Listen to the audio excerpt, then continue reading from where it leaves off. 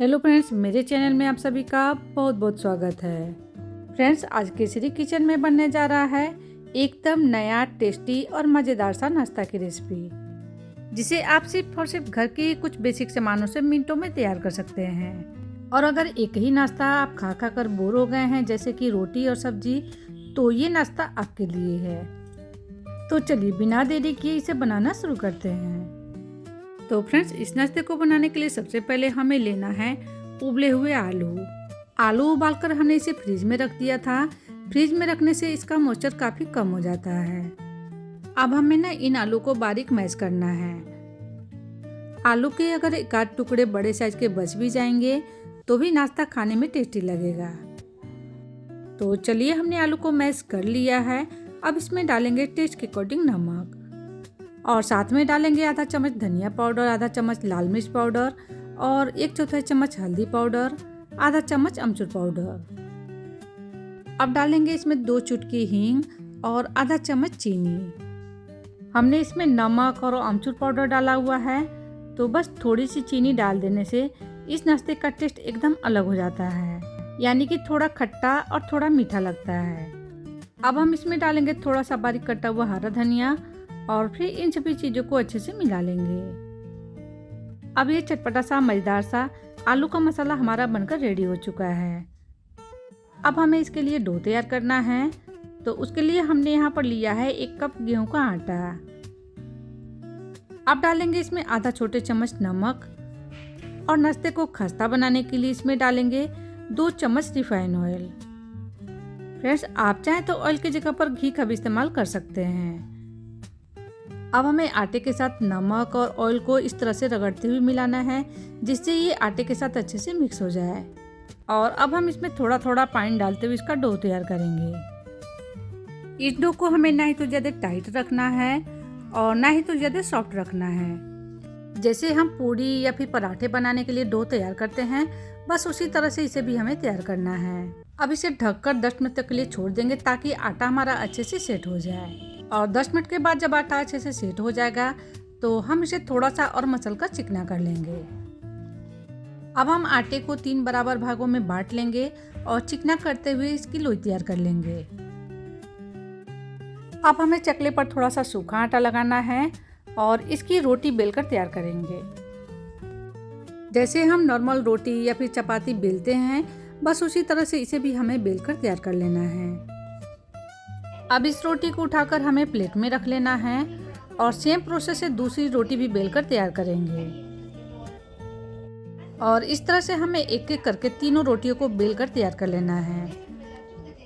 अब इसमें से एक रोटी को उठाकर चकले पर रखेंगे और इसके ऊपर लगाएंगे 1 चम्मच पिज्ज़ा सॉस और बस इसके किनारे पर थोड़ा सा भाग छोड़ते हुए पूरी रोटी के ऊपर अच्छे से फैला लेंगे। अब जो हमने चटपटा सा आलू का मसाला तैयार किया है, उसमें से 2 से 3 चम्मच आलू का मसाला इसके ऊपर रखेंगे और किनारे के भाग को थोड़ा सा छोड़ते हुए पूरी रोटी के ऊपर अच्छे से फैला लेंगे। इसे पूरी रोटी के ऊपर एक बराबर से फैलाएंगे। और अब जो हमने दूसरी रोटी बेल कर रखी है, इसके ऊपर से रखेंगे और किनारे पर बिल्कुल अच्छे से चिपका लेंगे।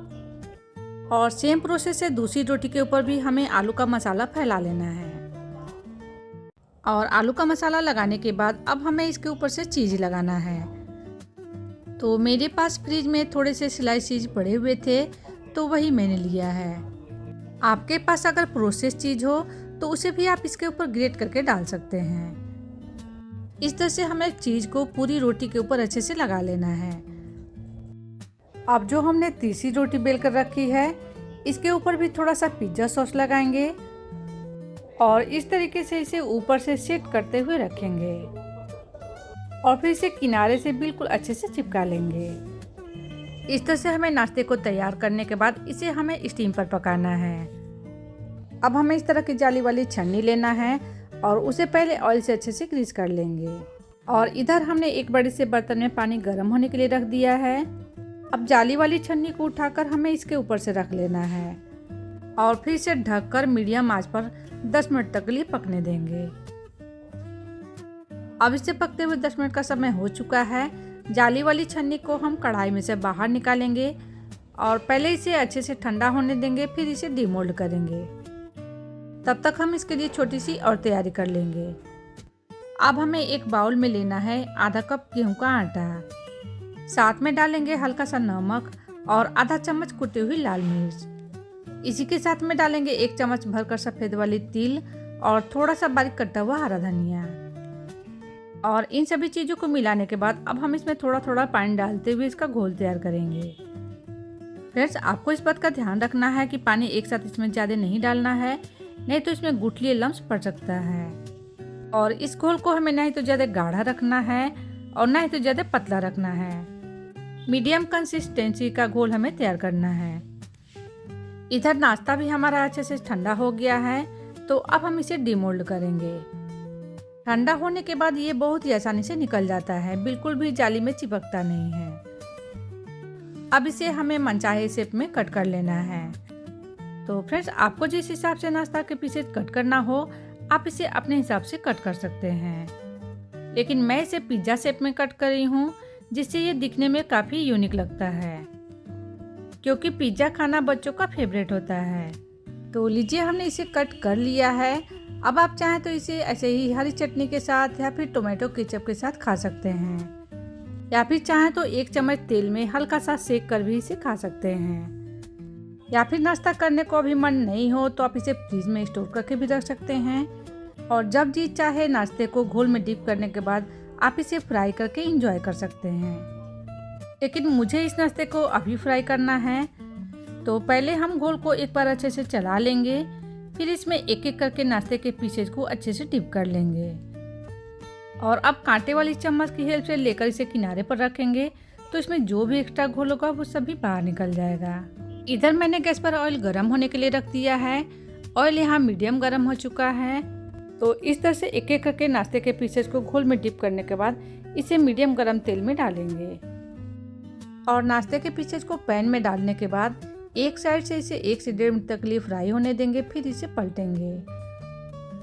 और अब इसे बीच बीच में उलटते पलटते हुए दोनों तरफ से क्रिस्पी होने तक फ्राई करेंगे। नाश्ता तो हमारा पहले से ही अच्छे से पका हुआ है, बस इसे हमें ऊपर से क्रिस्पी करना है। तो इस तरह से हम इसे बीच बीच में उलटते पलटते हुए दोनों तरफ से अच्छे से फ्राई करेंगे।